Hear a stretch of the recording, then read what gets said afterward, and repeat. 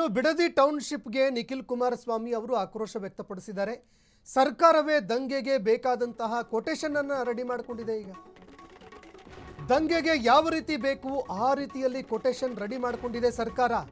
ಡಿಕೆಗೆ ಅದ್ಯಾವ ಬುದ್ಧಿವಂತ ಸಲಹೆ ಕೊಟ್ಟಿದಾನೋ ಗೊತ್ತಿಲ್ಲ. ಇದೊಂದು ಪಕ್ಕಾ ಕಮರ್ಷಿಯಲ್ ಪ್ರಪೋಸಲ್. ರೈತರ ಜೀವಂತ ದೇಹದ ಮೇಲೆ ಕಟ್ಟುವಂತಹ ಕಮರ್ಷಿಯಲ್ ಸೌಧ ಇದು. ಬಿಡದಿಯಲ್ಲಿ ಸರ್ಕಾರದ ವಿರುದ್ಧ ನಿಖಿಲ್ ಕುಮಾರಸ್ವಾಮಿ ವಾಗ್ದಾಳಿ ನಡೆಸಿದ್ದಾರೆ.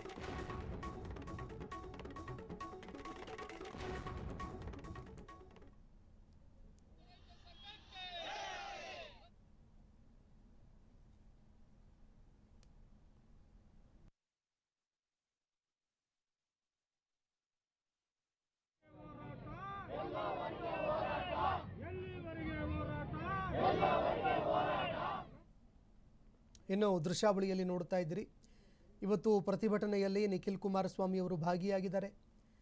ರೈತರ ಜೊತೆಗೆ ಧ್ವನಿಗೂಡಿಸಿದ್ದಾರೆ.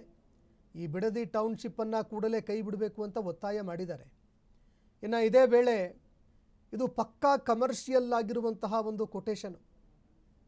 ಇದನ್ನು ರೆಡಿ ಮಾಡಿ ದಂಗೆಗೆ ಅವಕಾಶ ಮಾಡಿಕೊಟ್ಟಿದ್ದೇ ರಾಜ್ಯ ಸರ್ಕಾರ, ಡಿ.ಕೆ. ಶಿವಕುಮಾರ್ ಅವರು. ಹೀಗಾಗಿ ರೈತರ ಜೀವನದ ಮೇಲೆ ಈ ಒಂದು ಟೌನ್ಶಿಪ್ಪನ್ನು ಕಟ್ಟೋದಕ್ಕೆ ಮುಂದಾಗಬಾರದು ಅಂತ ಅವರು ಒತ್ತಾಯ ಮಾಡಿದ್ದಾರೆ.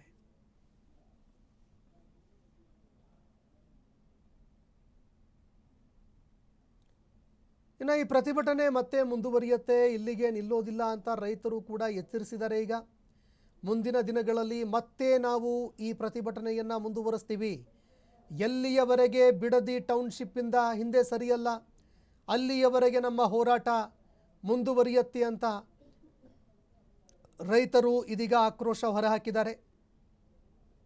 ಹೀಗಾಗಿ ಬಿಡದಿ ಟೌನ್ಶಿಪ್ಪಿಂದ ಸರ್ಕಾರ ಹಿಂದೆ ಸರಿಯುತ್ತಾ ಇಲ್ವಾ ಅನ್ನುವಂಥದ್ದನ್ನು ನೋಡಬೇಕಾಗತ್ತೆ.